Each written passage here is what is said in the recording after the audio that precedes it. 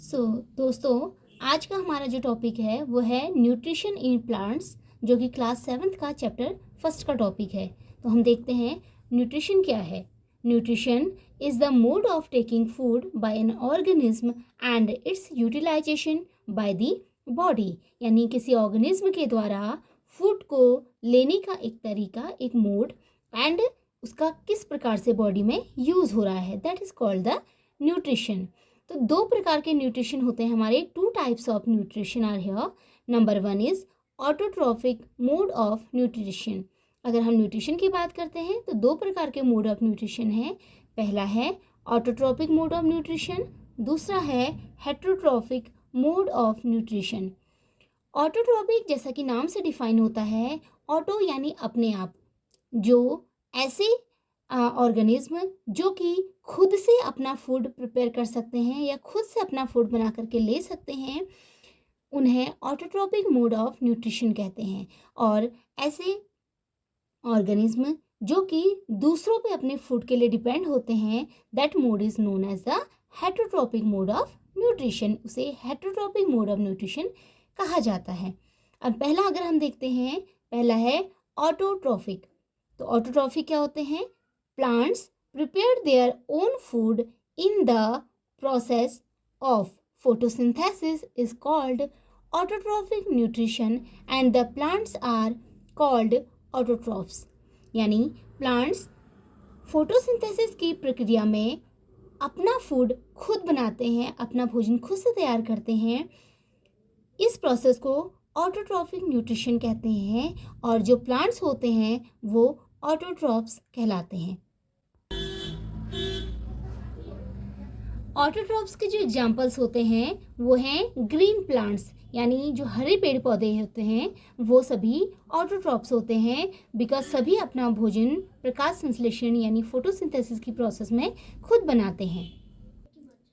तो दूसरा हमारा आता है हेट्रोट्रॉफिक न्यूट्रिशन।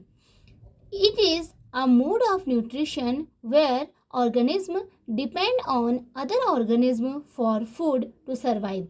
यानी ऐसा मोड ऑफ न्यूट्रिशन जिसमें ऑर्गेनिज्म दूसरे ऑर्गेनिज्म पर फूड के लिए डिपेंड होते हैं, वो हेट्रोट्रॉपिक मोड ऑफ न्यूट्रिशन कहलाता है। ऑटोट्रॉपिक और हेट्रोट्रॉपिक के अलावा अदर मोड ऑफ न्यूट्रिशंस भी होते हैं, जैसे कि सेप्रोट्रॉफिक न्यूट्रिशन। तो सेप्रोट्रॉफिक न्यूट्रिशन क्या होता है, आइए जानते हैं। The mode of nutrition in which organism take in nutrients from dead and decaying matter is called saprotrophic nutrition।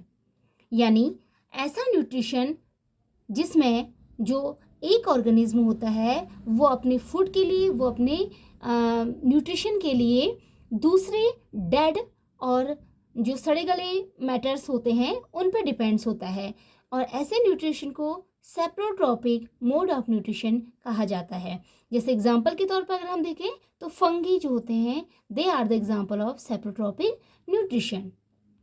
इसके बाद हमारा आता है पैरासिटिक न्यूट्रिशन।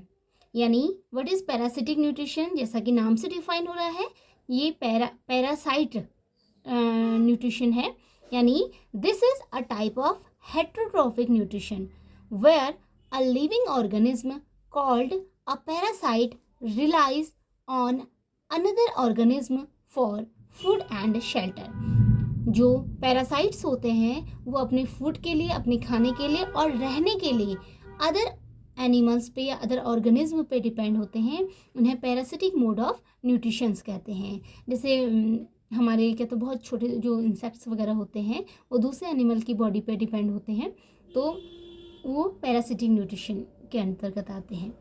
अब उसके बाद हम थर्ड मोड ऑफ न्यूट्रिशन देखते हैं, दैट इज सिम्बायोसिस। सिम्बायोसिस का मतलब होता है साथ साथ सहजीवी, जिनको हम कहते हैं। यानी some organism live together and share both shelter and nutrients. This relationship is called symbiosis. यानी दो ऑर्गेनिज्म जो साथ साथ रहते हैं और अपना न्यूट्रिशन और अपना शेल्टर शेयर करते हैं एक दूसरे के साथ, उसे सिम्बायोसिस मोड ऑफ न्यूट्रिशन कहा जाता है। अगर एग्जांपल के तौर पर आप देखते हैं तो लाइकेन्स इसमें आ जाते हैं, और लाइकेन्स में क्या होता है, lichens are a chlorophyll containing partners which is an alga, and a fungus live together.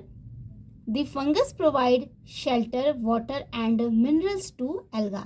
इसमें क्या होता है कि जो फंगी होता है, फंगस और एल्गी जो होते हैं, ये दोनों साथ साथ रहते हैं, और जो फंगस होता है वो एल्गी को शेल्टर, वाटर और मिनरल प्रोवाइड करता है फॉर द लिवलीहुड। तो इस प्रकार से दोनों एक दूसरे को बेनिफिट पहुंचाते हैं, and this mode of nutrition is known as symbiosis. So आज के लिए इतना काफ़ी। Thank you.